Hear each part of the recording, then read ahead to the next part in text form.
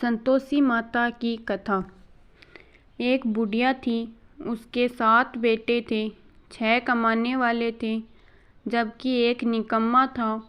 बुढ़िया 6 बेटों की रसोई बनाती, भोजन कराती और उनसे जो कुछ जूठन बचती वह 7वें को दे देती। एक दिन वह पत्नी से बोला, देखो मेरी माँ को मुझ पर कितना प्रेम है। वह बोली, क्यों नहीं, सबका जूठा जो तुमको खिलाती है। वह बोला, ऐसा नहीं हो सकता, मैं जब तक आंखों से न देख लूं मान नहीं सकता। बहू हंसकर बोली, देख लोगे तब तो मानोगे।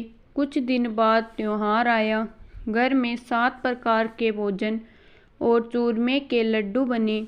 वह जांचने को सिर दुखने का बहाना कर पतला वस्त्र सिर पर ओढ़े रसोई घर में सो गया। वह कपड़े में से सब देखता रहा। 6 भाई भोजन करने आए। उसने देखा माँ ने उनके लिए सुंदर आसन बिछा नाना प्रकार की रसोई परोसी और आग्रह करके उन्हें जिमाया। वह देखता रहा। 6 भोजन करके उठे, तब माँ ने उनकी जूठी तालियों में से लड्डुओं के टुकड़े उठाकर एक लड्डू बनाया। जूठन साफ कर बुढ़िया माँ ने उसे पुकारा, बेटा 6 भाई भोजन कर गए, अब तू ही बाकी है, उठ, तू कब खाएगा। वह कहने लगा, माँ मुझे भोजन नहीं करना, मैं अब परदेश जा रहा हूँ। माँ ने कहा, कल जाता हो तो आज चला जा। वह बोला, हाँ आज ही जा रहा हूँ। यह कहकर वह घर से निकल गया। चलते समय पत्नी की याद आ गई। वह गौशाला में उपले थाप रही थी। वहाँ जाकर बोला, हम जावें परदेस, आवेंगे कुछ काल, तुम रहियो संतोष से, धर्म अपनो पाल। वह बोली, जाओ पिया आनंद से, हमारो सोच हटाए, राम भरोसे हम रहे, ईश्वर तुम्हें सहाय। 2 निशानी आपन देख दरूं में धीर, सुधी मति हमारी बिसराइयो, रखियो मन गंभीर। वह बोला, मेरे पास तो कुछ नहीं है, यह अंगूठी है सो ले ले और अपनी कुछ निशानी मुझे दे। वह बोली, मेरे पास क्या है, यह गोबर भरा हाथ है। यह कहकर उसकी पीठ पर गोबर के हाथ की थाप मार दी। वह चल दिया। चलते चलते दूर देश पहुंचा। वहाँ एक साहूकार की दुकान थी। वहाँ जाकर कहने लगा, भाई मुझे नौकरी पर रख लो। साहूकार को ज़रूरत थी। बोला, रह जा। लड़के ने पूछा, तनख्वाह क्या दोगे। साहूकार ने कहा, काम देखकर दाम मिलेंगे। साहूकार की नौकरी मिली। वह सुबह 7 बजे से 10 बजे तक नौकरी पर जाने लगा। कुछ दिनों में दुकान का सारा लेन देन, हिसाब किताब, ग्राहकों को माल बेचना, सारा काम करने लगा। साहूकार के 7-8 नौकर थे। वे सब चक्कर खाने लगे, यह तो बहुत होशियार बन गया। सेठ ने भी काम देखा और 3 महीने में ही उसे आधे मुनाफे का हिस्सेदार बना दिया। वह कुछ वर्ष में ही नामी सेठ बन गया और मालिक सारा कारोबार उस पर छोड़कर चला गया। पति की अनुपस्थिति में सास का उस पर अत्याचार करने लगी। इधर उसकी पत्नी को सास ससुर दुख देने लगे। सारी गृहस्थी का काम कराकर उसे लकड़ी लेने जंगल में भेजते। इस बीच घर के आटे से जो भूसी निकलती उसकी रोटी बनाकर रख दी जाती और फूटे नारियली में पानी। एक दिन वह लकड़ी लेने जा रही थी। रास्ते में बहुत सी स्त्रियां संतोषी माता का व्रत करती दिखाई दी। वह वहां खड़ी होकर कथा सुनने लगी और पूछा, बहनों तुम किस देवता का व्रत करती हो और उसके करने से क्या फल मिलता है। यदि तुम इस व्रत का विधान मुझे समझा कर कहोगी तो मैं तुम्हारा बड़ा एहसान मानूंगी। तब उनमें से एक स्त्री बोली, सुनो, यह संतोषी माता का व्रत है। इसके करने से निर्धनता दरिद्रता का नाश होता है और जो कुछ मन में कामना हो सब संतोषी माता की कृपा से पूरी होती है। तब उसने उससे व्रत की विधि पूछी। वह भक्तिनी स्त्री बोली, 1.25 आने का गुड़ चना लेना, इच्छा हो तो 5.25 आने का लेना या 1.25 रुपये का भी सहूलियत के अनुसार लेना। बिना परेशानी और श्रद्धा व प्रेम से जितना भी बन पड़े सवाई लेना। प्रत्येक शुक्रवार को निराहार रहकर कथा सुनना। इसके बीच कर्म टूटे नहीं। लगातार नियम पालन करना। सुनने वाला कोई न मिले तो घी का दीपक जला उसके आगे या जल के पात्र को सामने रखकर कथा कहना। जब कार्य सिद्ध न हो नियम का पालन करना और कार्य सिद्ध हो जाने पर व्रत का उद्यापन करना। 3 मास में माता फल पूरा करती है। यदि किसी के ग्रह कोटे भी हो तो भी माता वर्ष भर में कार्य सिद्ध करती है। फल सिद्ध होने पर उद्यापन करना चाहिए, बीच में नहीं। उद्यापन में अढ़ाई सेर आटे का खाजा तथा इसी परिमाण से खीर तथा चने का साग करना। 8 लड़कों को भोजन कराना। जहाँ तक मिले देवर जेठ भाई बंधु के हो, न मिले तो रिश्तेदार और पास पड़ोसियों को बुलाना। उन्हें भोजन करा यथाशक्ति दक्षिणा दे माता का नियम पूरा करना। उस दिन घर में खटाई न खाना। यह सुन बुढ़िया के लड़के की बहू चल दी। रास्ते में लकड़ी के बोझ को बेच दिया और उन पैसों से गुड़ चना ले माता के व्रत की तैयारी कर आगे चली और सामने मंदिर देखकर पूछने लगी, यह मंदिर किसका है? सब कहने लगे, संतोषी माता का मंदिर है। यह सुनकर माता के मंदिर में जाकर चरणों में लौटने लगी। दिन हो विनती करने लगी, माँ मैं निबट अज्ञानी हूँ, व्रत के कुछ भी नियम नहीं जानती, मैं दुखी हूँ। हे माता जगत जननी, मेरा दुख दूर कर, मैं तेरी शरण में हूँ। माता को दया आई। एक शुक्रवार बीता कि दूसरे को उसके पति का पत्र आया और तीसरे शुक्रवार को उसका भेजा हुआ पैसा आ पहुंचा। यह देख जेठ जिठानी मुँह सिकुड़ने लगी। लड़के ताने देने लगे। काकी के पास पत्र आने लगे, रुपया आने लगा। अब तो काकी की खातिर बढ़ेगी। बेचारी सरलता से कहती, भैया कागज आवे रुपया आवे हम सब के लिए अच्छा है। ऐसा कहकर आँखों में आंसू भरकर संतोषी माता के मंदिर में मातेश्वरी के चरणों में गिरकर रोने लगी। माँ मैंने तुमसे पैसा कब मांगा है? मुझे पैसे से क्या काम है? मुझे तो अपने सुहाग से काम है। मैं तो अपने स्वामी के दर्शन मांगती हूँ। तब माता ने प्रसन्न होकर कहा, जा बेटी तेरा स्वामी आएगा। यह सुनकर खुशी से बावली होकर घर में जा काम करने लगी। अब संतोषी माँ विचार करने लगी, इस भोली पुत्री को मैंने कह तो दिया कि तेरा पति आएगा, लेकिन कैसे? वह तो इसे स्वप्न में भी याद नहीं करता।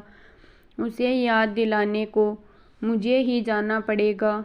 इस तरह माताजी उस बुढ़िया के बेटे के पास जा स्वप्न में प्रकट हो कहने लगी, साहूकार के बेटे सो रहा है या जागता है?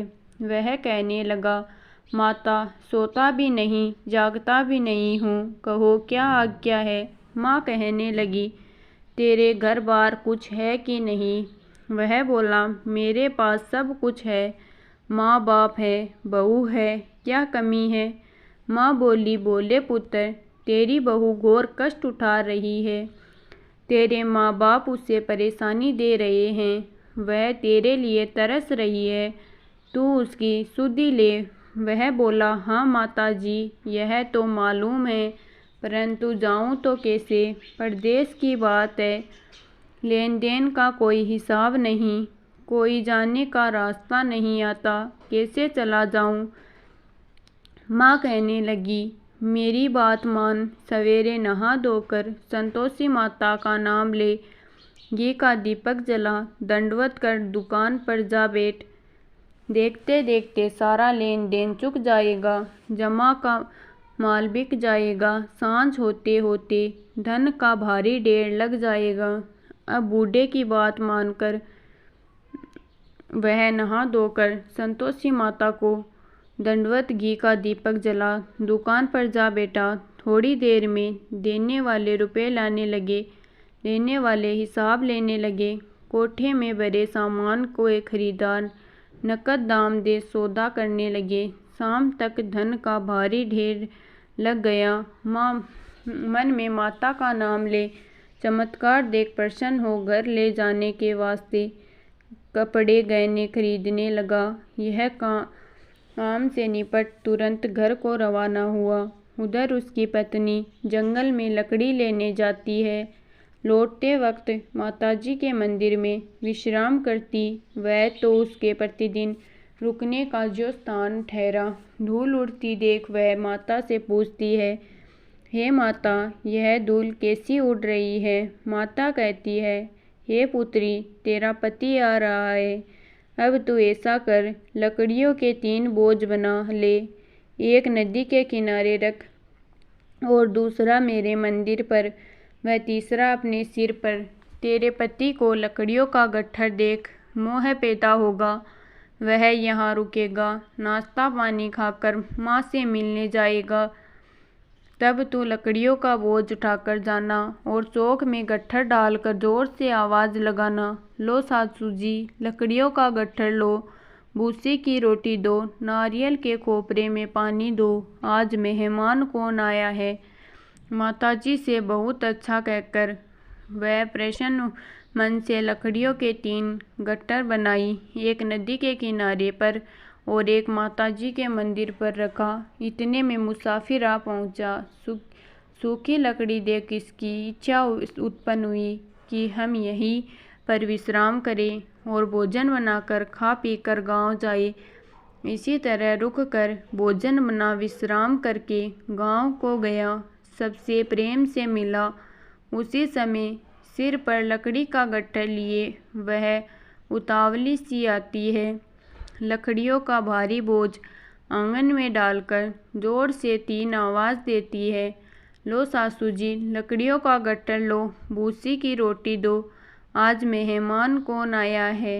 यह सुनकर उसकी सास बाहर आकर अपने दिए हुए कष्टों को बुलाने हेतु कहती है, बहू ऐसा क्यों कहती है, तेरा मालिक ही तो आया है, आ बैठ, मीठा बात खा, भोजन कर, कपड़े गहने पहन। उसकी आवाज़ सुन उसका पति बाहर आता है। अंगूठी देख व्याकुल हो जाता है।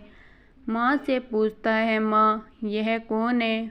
माँ बोली, बेटा यह तेरी बहू है। जब से तू गया है तब से सारे गांव में भटकती फिरती है, घर का काम काज कुछ करती नहीं, चाहे पैर आकर खा जाती है। वह बोला, ठीक है माँ, मैंने इसे भी देखा है और तुम्हें भी। अब दूसरे घर की ताली दो, उसमें रहूँगा। माँ बोली, ठीक है, जैसी तेरी मर्जी। तब वह दूसरे मकान की तीसरी मंजिल का कमरा खोल सारा सामान जमाया। एक दिन में राजा के महल जैसा ठाट बाट बन गया।